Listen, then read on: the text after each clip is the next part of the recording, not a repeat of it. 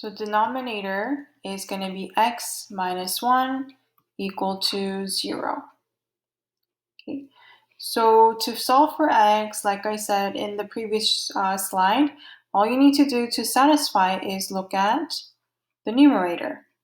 So x plus 2 equals 0, so x is equal to negative 2. Okay, and the denominator, so therefore x is equal to negative 2. So that is my final answer. Okay, so x cannot be equal to 1 because we said that the restriction that x cannot be equal to 1.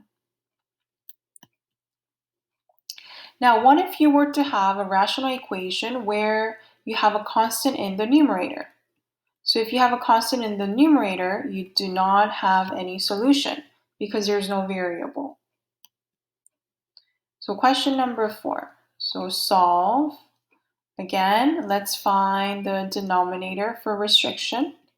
So in this case, x cannot be 1 over 2. For this one, x cannot be 1. So the domain is that the restriction, x cannot be 1 over 2 and 1. Let's find the lowest common denominator. The lowest common denominator, it looks like it's going to be 2x minus 1 and 1 minus x. So I'm going to multiply both sides by, so for this one, multiply by 1 minus x, and then multiply this one by 2x minus 1. And for this side, it's 0, so 0 times anything, it's going to be 0. So therefore, it's going to be 2, 1 minus x, plus 1, 2x minus 1. So I don't have to write the denominator. Why? So if I have to show you, the denominator is going to be 2x minus 1, 1 minus x equals 0. But from what we learned, we only need to satisfy the numerator equal to 0. So let's do the distributive property. So it's going to be 2 minus 2x plus 2x minus 1 equals 0. So it cancels out, and it's going to be 1. So 1 is equal to 0. So therefore, there's no variable. So therefore, the solution is going to be no solution to this rational equation. Okay, so lastly, we have a solve, different equations, okay, left side, right side. Okay, so first thing you want to do is let's find the restriction. So we know for this one, x cannot be equal to 1, and for this one, x cannot be equal to 0. So domain, x cannot be 0 and 1. So let's find the lowest common denominator. So lowest common denominator must be x times x minus 1. Those are the two denominator that I see. So I'm going to multiply x times x minus 1 to this whole thing on the left side. And for this side, again, I'm multiplying x minus 1 here as well. So on the right side, x minus 1 cancels out. So you're left with 9 times x. And then you're going to multiply by each term in the expression here. So it's going to be, because I don't have any denominator for this one and this one. So it is as is, x minus 1 plus x times x minus 1. And then because x and x, we have it, it cancels out. So plus 4 times x minus 1. Okay, so let's do the distributive property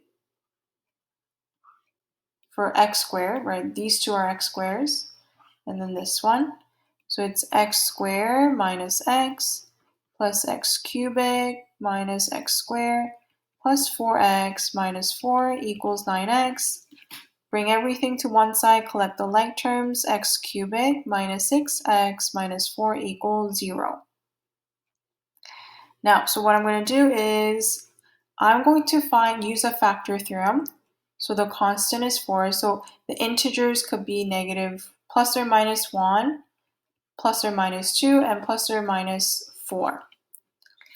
So I'm going to, let's see, plug in negative 2. So if I were to plug in negative 2 into this equation, I'm going to get 0. Okay, so you can do that using a calculator, double check. So we know that this is going to be a factor theorem. So let's do a synthetic. I'm going to write in decreasing order. So 1, there's no x squared, so it's 0, negative 6, and negative 4. I'm going to divide by negative 2. So 1 comes down, 1. 2, negative 2 times 1 is negative 2. You add them, negative 2. Negative 2 times negative 2 is 4.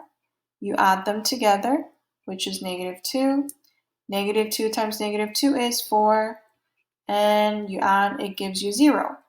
So it looks like it's going to be x squared minus 2x minus 2. So coming back here, so my factor form, it's going to be x minus 2 from my divisor. Oh, so it's x plus 2 because it's opposite. And then x squared minus 2x minus 2. So as you can see, this one, it's not factorable.